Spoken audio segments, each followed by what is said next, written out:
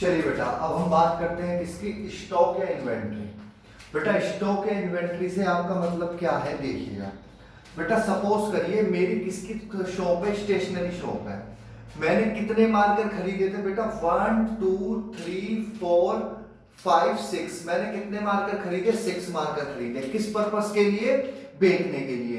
बेटा इनमें से ना मेरे ये 4 तो बिक गए, ये 4 तो मेरे सेल हो गए। अब ये जो बचा, कितने बचे बेटा, 2 मार्कर मेरे बच गए। तो इसे ही क्या कहा जाता है, इन्वेंट्री या फिर स्टॉक।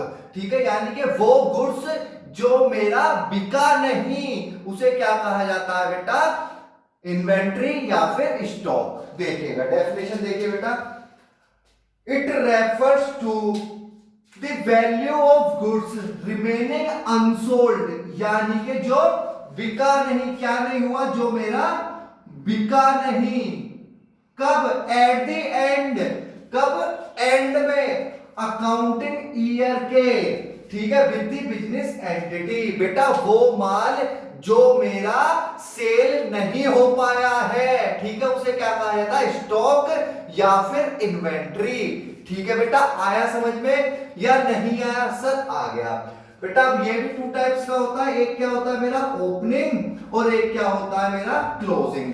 बेटा क्लोजिंग का मतलब क्या है, मेरा सपोज करिए बेटा, ऐसे देखिएगा 1 अप्रैल टू 31 मार्च, यही होता है बेटा मेरा फाइनेंशियल ईयर। हाँ सर हाँ, हमारा यही होता है, 1 अप्रैल को शुरू होता है, 31 मार्च को खत्म हो जाता है। क्या कहते हैं इसे, फाइनेंशियल ईयर कहते हैं। अब बेटा एक बात बताइए, मैंने 1 अप्रैल को 10 मार्कर्स खरीदे। ठीक है बेटा, कितने मार्कर्स खरीदे, 10 मार्कर्स खरीदे हमने सर। ठीक है, अब बेटा ये मैंने सेल कितने कर दिए, सर मैंने सेल कर दिए 6। तो अभी रिमेनिंग कितना बचा हुआ है, सर 4 बचा। 4 मार्कर अभी भी आपके पास बचे हैं, यानी कि 31 मार्च को मेरे पास कितने मार्कर बचे हुए हैं, सर 4 मार्कर बचे हुए। यानी कि साल के अंत में जो मेरे पास माल बचा हुआ होगा वो क्या कहलाता है बेटा, क्लोजिंग स्टॉक। क्या कहलाता है, क्लोजिंग स्टॉक। आया समझ में, हाँ सर, साल के अंत में जो हमारा माल हमारे पास बचा हुआ है वो क्या कहलाता है बेटा, मेरा closing stock. It refers to the goods lying unsold with the business entity at the end of the accounting year. ठीक है बेटा, आया समझ में या नहीं आया, हाँ सर आ गया। ठीक है, अब एक बात बताइएगा बेटा, ये ईयर मेरा 18-19 था। ठीक है बेटा, ये मेरा कंप्लीट हो गया, ईयर खत्म हो गया। अब अगला ईयर क्या होगा बेटा, सर अगला ईयर होगा आपका 1 अप्रैल 2019 और 31 मार्च 20। तो बेटा एक बात बताइए, मेरे पास 31 मार्च को कितने मार्कर बचे हुए थे, सर 4 मार्कर। जब बेटा मैंने अगले दिन आकर अपनी दुकान खोलूंगा, यानी कि जब मैं 1 अप्रैल 2019 को आकर अपनी दुकान खोलूंगा, तो मेरे पास कितने मार्कर रहे, सर हमारे पास रहे 4 मार्कर। तो बेटा वही क्या कहलाता है, ओपनिंग स्टॉक। यानी कि साल की स्टार्टिंग में जो आपके पास माल बचा हुआ है वो क्या कहलाएगा, ओपनिंग। और जो साल के अंत में बचा हुआ है वो क्या कहलाएगा, क्लोजिंग। या बेटा ऐसे समझ लीजिए, दुकान बंद कर गया तो 4 मार्कर बचे थे, क्लोजिंग। दुकान खोली तो कितने मार्कर थे मेरे पास अभी भी, सर 4 थे। तो ये क्या कहलाएगा, ओपनिंग कहलाएगा। आया बेटा समझ में या नहीं, सर आ गया। It refer to goods unsold in the beginning of the accounting year, साल की शुरुआत में और साल के अंत में। आया बेटा, अब देखिए इसके बाद बेटा किसी भी साल का क्लोजिंग अगली साल का क्या कहलाता है, ओपनिंग कहलाता है। ठीक है, किसी भी साल का क्या बेटा, किसी भी ईयर का क्लोजिंग अगली साल का क्या कहलाएगा, सर मेरा ओपनिंग कहलाएगा। ठीक है बेटा, क्लोजिंग अगली साल का क्या कहलाता है बेटा, ओपनिंग कहलाता है। बेटा एक बात ध्यान रखिए, ये मेरे पास क्या है, मेरी एसेट है ये। ठीक है बेटा, ये मेरी क्या होती है, एसेट होती है। कौन से वाली, करंट एसेट। क्यों है बेटा करंट एसेट, क्योंकि मैं इसे 1 साल के अंदर अंदर किस में कन्वर्ट कर सकता हूं, कैश में कन्वर्ट कर सकता हूं। अब बेटा इसके बाद देखिए stock of raw material, stock of work in progress और स्टॉक ऑफ फिनिश्ड गुड्स। ठीक है बेटा, 3 तरीके का हो सकता है इन ओपनिंग क्लोजिंग के, 3 रॉ मटेरियल का, वर्क इन प्रोग्रेस का, या फिर बेटा फिनिश्ड गुड का। ठीक है बेटा, सर ये क्या होता है देखिए बेटा, अब आप मेरी बात सुनिए। सपोज करिए बेटा आपकी क्या है, एक फैक्ट्री है। क्या है बेटा आपकी, एक फैक्ट्री है। किस चीज की बेटा, या मारुति का एग्जांपल ले लीजिए, मारुति। ठीक है बेटा, जो मारुति के पास बेटा उसे बनाने के लिए, कार बनाने के लिए उसे क्या क्या चाहिए बेटा, उसे क्या चाहिए, स्टील भी चाहिए। ठीक है, उसे क्या चाहिए बेटा, स्टीयरिंग भी चाहिए, उसे क्या चाहिए, टायर्स भी चाहिए। ठीक है, तो उसे क्या चाहिए बेटा, कार बनाने के लिए उसे बहुत सारी चीजें चाहिए होती है। या बेटा इस एग्जांपल को छोड़िए, आप इसे नहीं समझ पाएंगे। अब आपकी एक फैक्ट्री है, किसकी बेटा, आपकी एक फैक्ट्री है, किस चीज की है बेटा, आपकी है शर्ट मैन्युफैक्चरिंग की। ठीक है, आप क्या करते हैं, शर्ट मैन्युफैक्चर करते हैं। क्या सर हम शर्ट मैन्युफैक्चर करते हैं, हाँ बेटा, मान लीजिए कि आप क्या करते हैं, शर्ट मैन्युफैक्चर करते हैं। ओके सर, हमने मान लिया, आपने कह दिया। तो बेटा अब शर्ट बनाने के लिए मुझे क्या चाहिए बेटा, क्लॉथ चाहिए। ठीक है, उसके लिए मुझे क्या चाहिए होगा, सिलने के लिए सर थ्रेड भी चाहिए। बेटा उसमें क्या लगाएंगे आप, बटन्स भी लगाएंगे। ठीक है, तो ये जो चीजें हैं ये क्या कहलाती है बेटा, स्टॉक ऑफ रॉ मटेरियल, यानी कि क्लॉथ, मेरे पास कपड़ा पड़ा हुआ है। ठीक है, अभी वो शर्ट नहीं है, लेकिन उस कपड़े की कटिंग करके वो क्या बनेगी, शर्ट बनेगी। बटन लगकर वो क्या बनेगी, शर्ट बनेगी। तो उसे तो क्या कहा जाता है बेटा, रॉ मटेरियल। अब WIP क्या होता है, वर्क इन प्रोग्रेस। बेटा एक बात बताइए, क्लॉथ की कटिंग हो चुकी है, क्लॉथ की क्या हो गई है बेटा, कटिंग कर दी आपने, कटिंग तो कर दी, लेकिन अभी उसमें क्या लगाना रह गया, बटन लगाना रह गया। क्या रह गया, बटन लगाना रह गया। तो बेटा क्या शर्ट पूरी तरीके से बनकर तैयार हो गई, नहीं सर नहीं, अभी तो सर उसमें बटन लगने बाकी है। ठीक है बेटा, तो वो क्या कहलाता है, वर्क इन प्रोग्रेस, यानी कि वो माल जो अभी बनकर तैयार नहीं हुआ है, उसमें कुछ ना कुछ प्रोसेस होना बाकी है। क्या कहलाएगा बेटा, stock of WIP, work in progress. बेटा इसके बाद क्या कहलाता है, फिनिश्ड गुड। फिनिश्ड गुड क्या होता है बेटा, आपकी शर्ट ना बनकर तैयार हो गई है। ठीक है, यानी कि बाहर बेचने के लिए तैयार हो गई है, तो उसे क्या कहा जाएगा, फिनिश्ड गुड। आया समझ में बेटा, रॉ मटेरियल जिससे वो शर्ट आपकी बनेगी, कपड़ा हो गया, बटन हो गया, सारी चीजें थ्रेड वगैरह जिनसे वो बनेगी, वो क्या कहलाता है, रॉ मटेरियल। WIP का मतलब क्या है, आपकी शर्ट पूरी तरीके से बनकर तैयार नहीं हुई, आपका गुड्स पूरी तरीके से बनकर तैयार नहीं हुआ है। और फिनिश गुड क्या है बेटा, वो तैयार है, कहां जाने के लिए, सेल होने के लिए, वो पूरी तरीके से तैयार है। आया बेटा समझ में आप लोगों को स्टॉक, हाँ सर हमारी समझ में आ गया। बेटा इन्हें नोट करिएगा अपनी कॉपी में। ठीक है,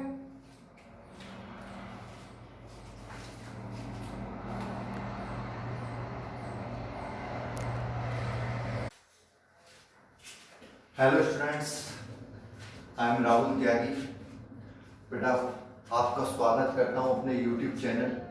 हम चैप्टर नंबर 2 11th क्लास की बात कर रहे हैं, बेसिक अकाउंटिंग टर्म्स। बेटा उसमें हम कहां पर पहुंच चुके हैं बेटा, अब हम पहुंच चुके हैं डिस्काउंट पे।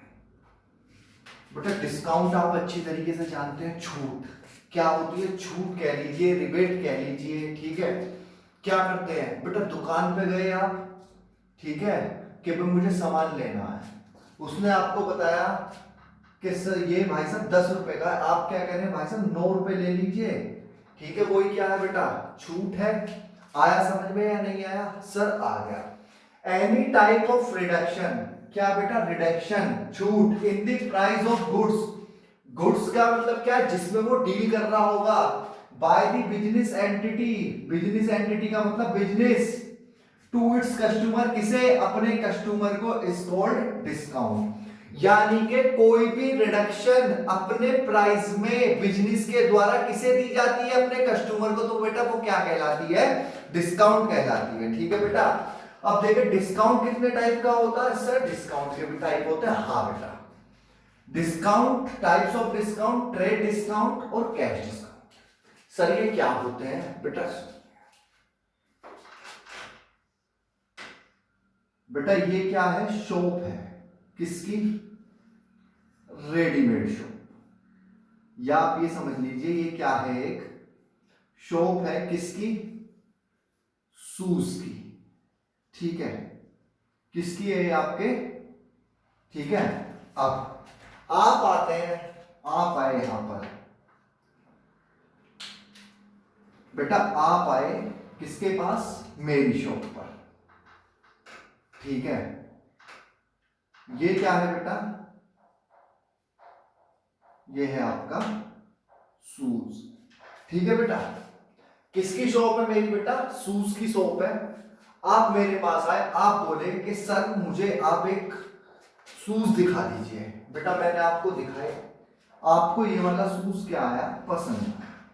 आप बोले सर बढ़िया लग रहा है, कितने का है। मैं बोला बेटा ये है 3,000 रुपए का। कितने का, 3,000 का। ठीक है, आप क्या बोलते हैं सर बहुत महंगा है ये तो, हमें आप इसे 500 में दे दीजिए। बेटा एक बात बताइए, मैं आपसे कितने रुपए बता रहा हूं, 3,000 रुपए, कि भाई मैं तो अपने प्रोडक्ट को 3,000 में बेचूंगा। आप क्या कह रहे हैं कि सर मैं तो इसे 500 में ले सकता हूं। मैं बोला नहीं बेटा, ऐसे कोई बात नहीं बन पाएगी। आप एक बात बताइए, मेरा 3,000 का माल है, 500 में नहीं दे सकता। तो बेटा बात चलती रही चलती रही, आपने कितने में तैयार हो गए, आप इसे 2500 में इसे आप परचेज करने के लिए तैयार हो गए। कितने में बेटा, 2500 रुपए में। आप बोले कि सर मैं 2500 रुपए में इसे खरीदने के लिए तैयार हूं। ठीक है बेटा, तो अब एक बात बताइए, मैंने कितने रुपए का माल बेचा बेटा आपका, आपको कितने का बेचा, मैंने सेल कितने की करी, मैंने सेल करी बेटा 2500 रुपए की। आपने परचेस कितने की करी सर, 2500 रुपए की। तो बेटा ये जो 500 रुपए बचा ना, ये जो 500 रुपए बचा, यही क्या कहलाएगा आपका, ट्रेड डिस्काउंट कहलाएगा। आया समझ में या नहीं आया सर, एक बार और बता दीजिए।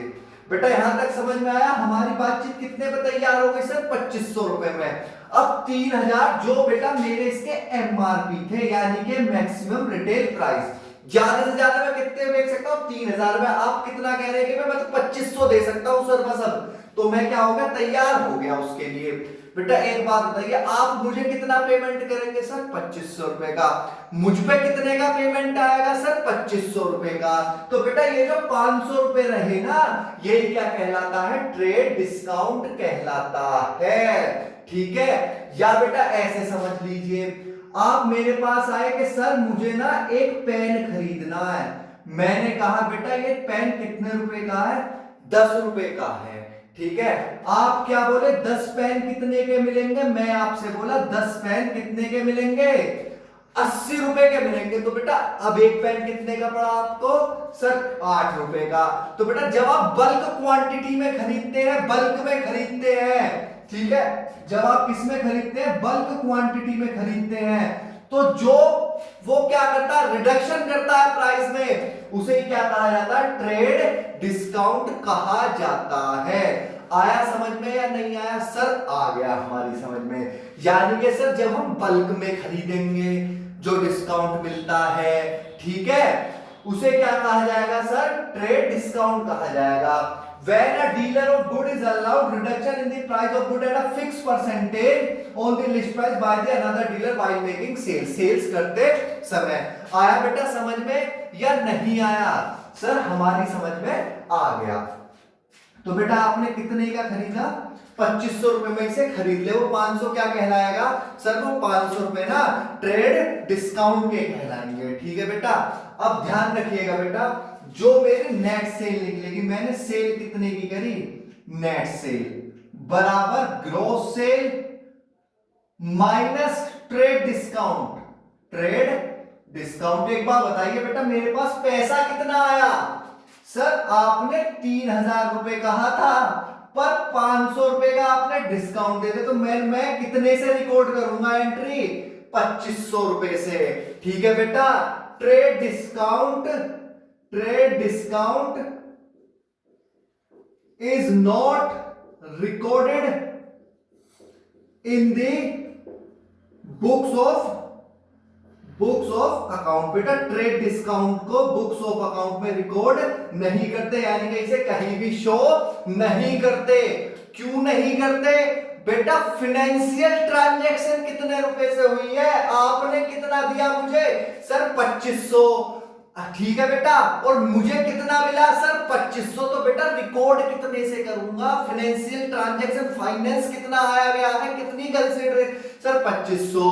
ठीक है बेटा, ट्रेड डिस्काउंट आया है नहीं आया, बल्क में खरीदने पर जो मुझे क्या मिल जाता है, डिस्काउंट मिल जाएगा।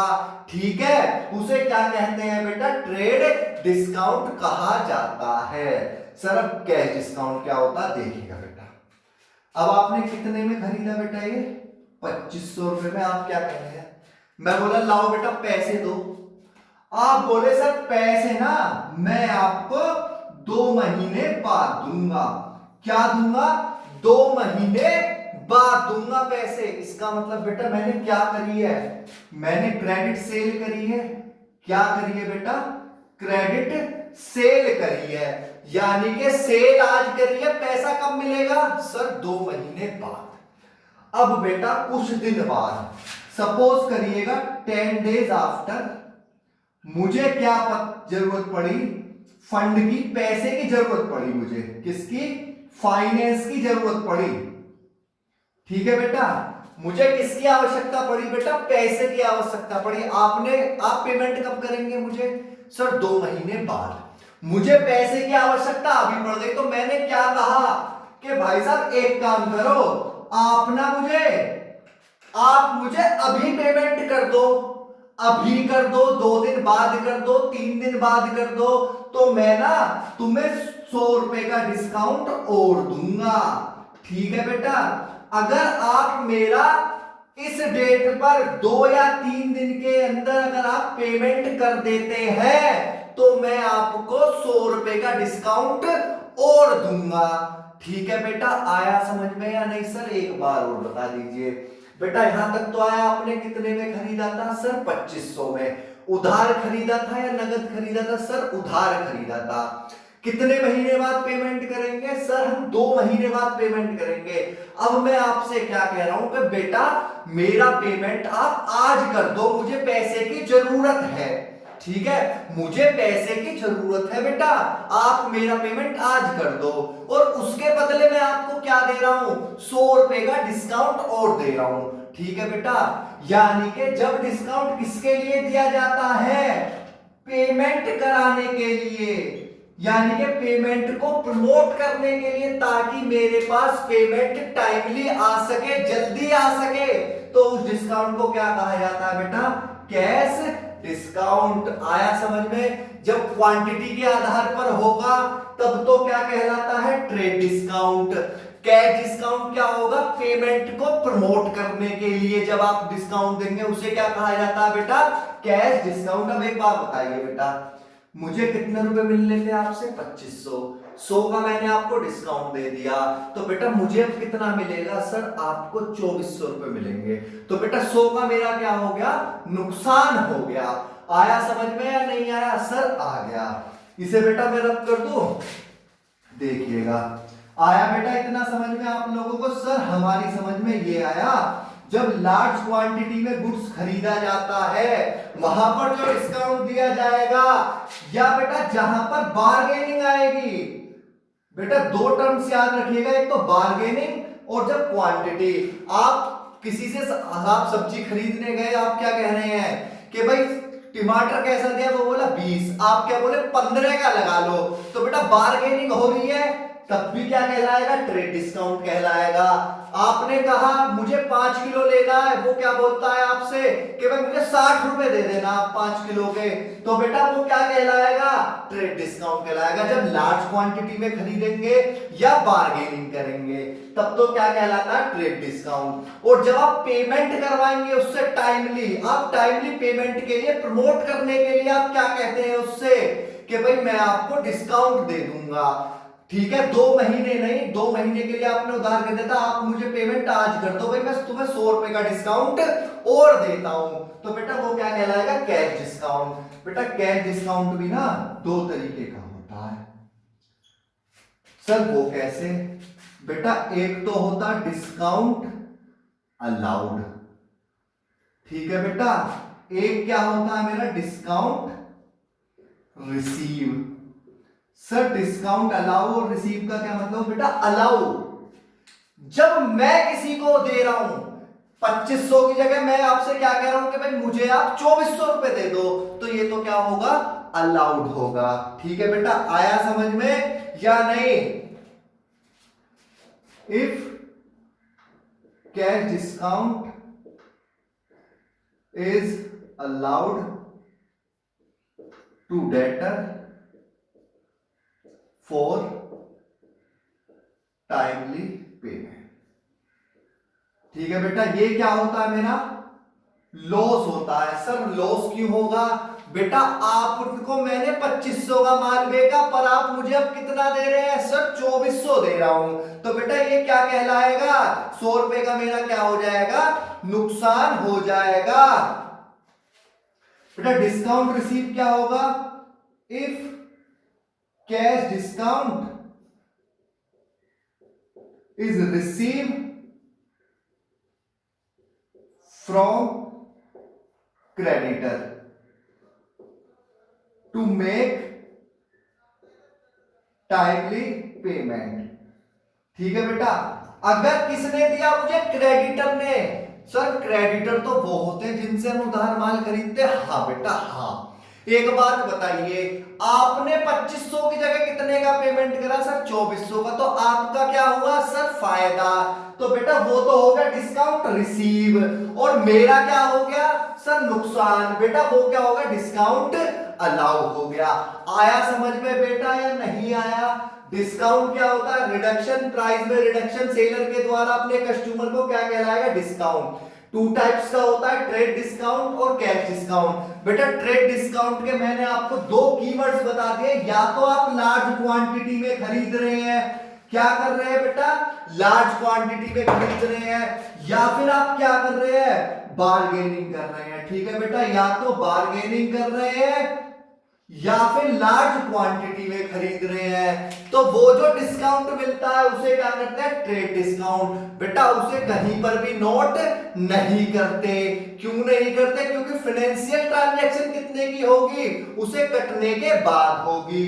बेटा कैश डिस्काउंट क्या होता है, जो मेरा क्या होगा, टाइमली पेमेंट कराने के लिए जो डिस्काउंट दिया जाएगा, ठीक है, ये 2 तरीके का होता है, डिस्काउंट अलाउड और रिसीव।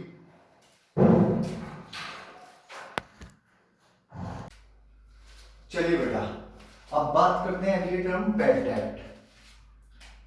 सर ये बैड डेब्ट क्या होता है, बेटा मैंने किसी को, ये ना, ये क्या है, राम, राम, ये क्या है, श्याम, कौन है बेटा, श्याम, इसने ना बेटा इसे पैसा उधार दे दिया था, कितना, ये। बेटा डेब्ट्स का मतलब क्या होता है, उधार, बैड का मतलब बुरा उधार, यानी कि रामू ने इसे श्यामू को 10,000 रुपए उधार दे दिए थे, ठीक है, कितने मंथ के लिए बेटा, 2 महीने के लिए। अब 2 महीने बाद रामू श्यामू के पास पहुंचता है, तो बेटा श्यामू ने ना तो पैसे दिए, ऊपर से रामू को मारा और थप्पड़ बजाए उसके कान पे, ठीक है बेटा, यानी कि सीधा मतलब क्या है कि वो उसके पैसे नहीं देगा, तो इसका मतलब क्या है, वो पैसा जो मेरा रिकवर नहीं होगा, जो मुझे अब नहीं मिलेगा, उसे क्या कहते हैं बेटा, बैड डेब्ट। बैड डेब्ट is the amount that has become irrecoverable, यानी कि अब रिकवरेबल नहीं है, अब मुझे पैसा मिलेगा नहीं। From the debtor due to dispute, चाहे तो बेटा आपस में डिस्प्यूट हो गया हो। मान लीजिए ये 10,000 कह रहा था कि भाई तुम पे 10,000 है, वो कह रहा है मुझ पे तो 5,000 है। तो अब बेटा सामू गुस्से में क्या कहता है, बेटा ले तू 10 कह रहा, मैं तुझे 5 भी नहीं दूंगा, और तुझ में दम हो तो ले ले मुझसे, यानी कि डिस्प्यूट हो गया। या फिर बेटा इंसॉल्वेंसी के कारण जब पैसा इररिकवरेबल हो जाता। सर ये इंसॉल्वेंसी क्या होती है बेटा, अभी समझेंगे, पहले आप ये बताइए बैड डेब्ट आया आपको समझ में या नहीं। सर हमें आ गया वो पैसा जो हमारा रिकवरेबल नहीं है, यानी कि इररिकवरेबल है, क्या कहलाता है बेटा, बैड डेब्ट। ओके, अब अगली चीज क्या आती है बेटा, इंसॉल्वेंसी कह लीजिए या इंसॉल्वेंट, ठीक है बेटा। इसे कहते हैं दिवालिया, हिंदी में क्या कहते हैं बेटा, दिवालिया, ठीक है। ये तो सुना होगा, उसका तो दिवालिया दिवाला निकल गया, तो बेटा ये वही दिवालिया है। वो व्यक्ति जिसके बस की अब अपनी उधारी को चुकाना नहीं है, वो ये कह रहा भाई साहब मुझ पे है ही नहीं अब। वो व्यक्ति या बिजनेस फर्म जिसके पास अपनी उधारी को चुकाने का पैसा नहीं रहा, उसकी क्षमता ही नहीं रही, वो क्या कहलाएगी, इंसॉल्वेंट। इफ अ पर्सन, या तो कोई व्यक्ति या फिर business entity is not in a position to pay his debts, वो इस स्थिति में नहीं है कि बेटा अपनी उधारी को चुका सके, क्या कहलाएगी, इंसॉल्वेंट। ठीक है बेटा। अब एक वर्ड और लिया है बेटा मैंने, प्रोपराइटर। बेटा प्रोपराइटर कह लीजिए, मालिक कह लीजिए, कुछ भी कह लीजिए, वो व्यक्ति जो बिजनेस में पैसा लगाता है, क्या लगाता है, पैसा लगाता है। Proprietor is a person who makes investment in the business, क्या करता है बेटा, पैसा लगा रहा है बिजनेस में। मैनेज इट, उसे क्या कर रहा है बेटा, मैनेज कर रहा है। और रेस्पॉन्सिबल ऑफ द रिस्क, बेटा जो भी रिस्क उस बिजनेस से कनेक्टेड है, क्या है लॉस हो रहा है, क्या है पैसा डूब रहा है, कोई भी रिस्क है, उसे सबको बियर कौन करेगा, ये व्यक्ति करेगा, प्रोपराइटर करेगा या ओनर करेगा। ठीक है बेटा, आया समझ में या नहीं आया, सर आ गया। बैड डेब्ट वो पैसा जो डूब गया, मिलेगा ही नहीं। इंसॉल्वेंट वो व्यक्ति जिसका दिवाला निकल गया, यानी कि जिसके बस की अपनी उधारी को चुकाना नहीं है। और प्रोपराइटर वो व्यक्ति जो क्या करता है, बिजनेस में पैसा लगाता है। ओके बेटा।